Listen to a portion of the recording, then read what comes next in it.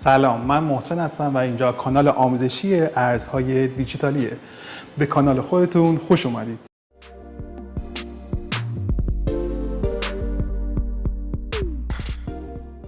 قرار ما اینجا چیکار کنیم؟ ما توی این کانال قصد داریم ارزهای دیجیتالی رو بررسی کنیم و بهتون پیشنهاد بدیم که کدوم ارز دیجیتالی خوبه، کدوم آینده خوبی داره و سودآوری خوبی داره.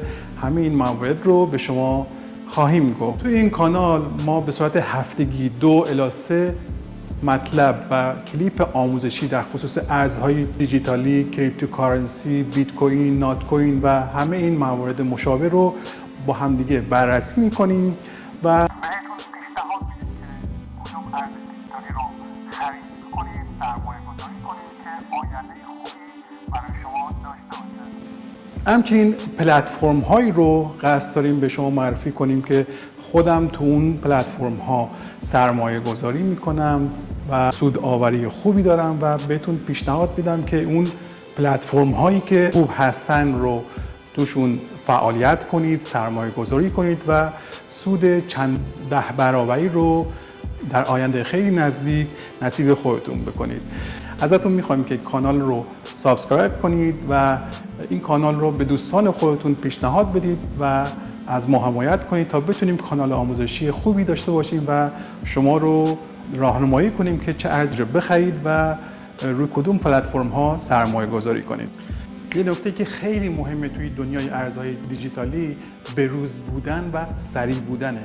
یعنی زمانی که یک ارز دیجیتالی رو ما معرفی کردیم و ویدیوش رو گذاشتیم، شما بعد از اینکه ویدیو رو دیدید حتما باید سریع اقدام کنید و اون ارز رو بخرید. برای اینکه این پیشنهادها رو از دست ندید، ازت میخوام که دکمه سابسکرایب رو بزنید و زنگوله رو روشن کنید تا هر موقع ویدیوی جدیدی ارائه شد و معرفی شد بهتون نوتیفیکیشن بیاد و بهتون اعلام کنه که ویدیوی جدیدی اومده و شما ببینید و اقدام بکنید. توی این کانال قراره با هم رشد کنیم. یعنی اگه بقیه تونستن که به سودهای خیلی عظیمی دست پیدا بکنن، پس من و شما هم میتونیم و من به شما یاد میدم که چجوری از این دنیای ارزهای دیجیتالی سودهای نگفتی نصیبتون بشه. پس ازت میخوام که هر سوالی در زمینه ارزهای دیجیتالی داری پایین همین ویدیو توی کامنت ها بپرسید و من سعی میکنم به همشون پاسخ بدم. ان شاءالله که بتونیم با هم دیگه به یک درجه از موفقیت دست پیدا کنیم.